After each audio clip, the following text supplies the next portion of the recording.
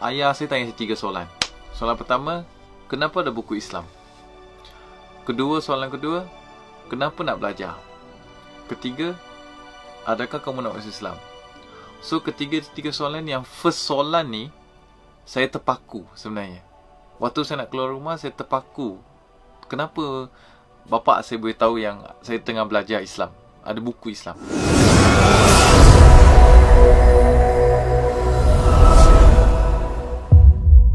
Bismillahirrahmanirrahim.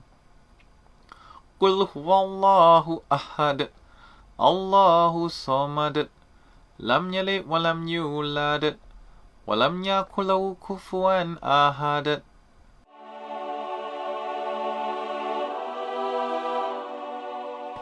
早安，你好，大家好啊，我是马伟杰。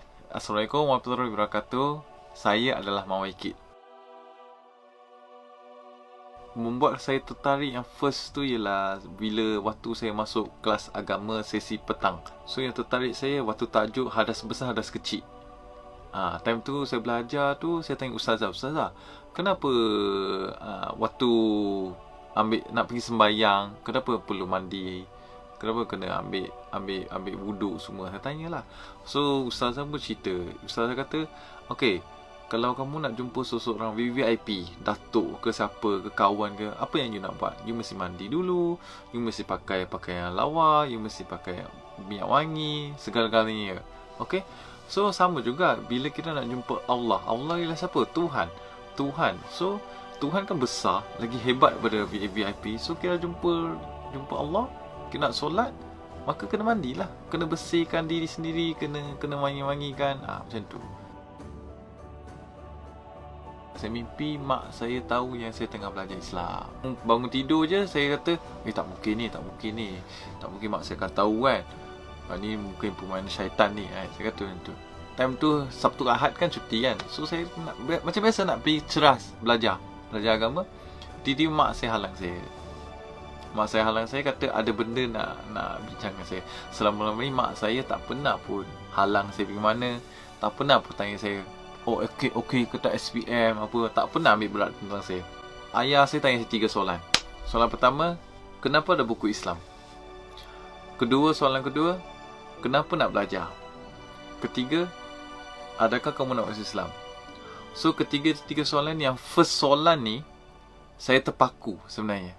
Waktu saya nak keluar rumah, saya terpaku. Kenapa bapak saya boleh tahu yang saya tengah belajar Islam, ada buku Islam? Saya terpaku dan saya tak berani nak cakap. Time tu saya terpaku dan saya tak tahu nak cakap apa. Tapi dalam hati saya terniat, kata, oh, saya nak belajar. Tiba-tiba saya terlafaz keluar. Waktu sudah habis 3 soalan saya menjawab semua, saya keluar je sekitar, bukan keluar lah, sebelum keluar, mak saya pula bising. Mak saya bising, dia kata, oh, kalau kamu nak masuk Islam, saya tak nak anggap kamu anak saya. Okay, saya nak buang kamu ni. Saya nak sebarkan kepada saudara kamu supaya kamu tak ada kawan semua, saudara-saudara kamu tengok. Dia macam tu. Saya pun explain dengan mak saya, kata, mak, walaupun saya masuk Islam, tapi itu agama saya tukar. Cucu, cicit, ada pun anak, saya tetap cucu kamu orang. Tak ada berbeza pun. Ni kisah benar.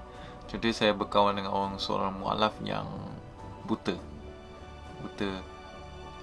Tapi dia walaupun dia buta, tapi dia membaca Al-Quran dengan jelas, dengan merdu.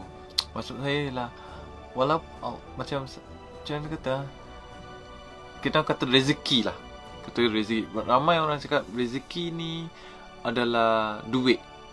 Mereka faham, ada setengah lah, bukan semua. Ada setengah kata rezeki ni adalah tentang duit. Tapi sebenarnya rezeki dia bukan tentang duit. Kesihatan, mata, hidung, nafas, udara. So ini semua kaki tangan kita orang. So istimewa yang saya terkisah ialah, contohnya sekarang saya tahu ialah Syria. Kita pergi tengok Syria berperangan. Sebab saya ada seorang ustaz, dia dah pergi sana. Dan bila dia cerita balik dengan saya terharu dan saya nangis lah. Okey, budak kat situ, Syria, budak kat situ, ibu bapa mereka meninggal, okay, dan mereka tak ada cakap, oh ibu bapa saya sudah meninggal dunia. Dia tak cakap macam tu. Bila ustaz tanya mereka, where is your parents? Okay, dia akan jawab, Jannah. Tak kisah non-Muslim ataupun Muslim, nak tahu, ingin tahu pasal Islam. So sebenarnya Islam ni mudah saja. Okay, Islam ni mudah. Hanya kita orang kena amalkan. Jangan jikalau kita orang dengar satu media yang negatif tentang Islam, jangan terus judge ataupun start hukum, oh itu Islam macam ni, Islam macam ni. No. Sebenarnya bila you dengar orang yang macam saya cakap, lain. Jangan percaya sangat media. Itu yang saya nasihat pada masyarakat Malaysia ataupun tak kisah siapa-siapa non-Muslim pun.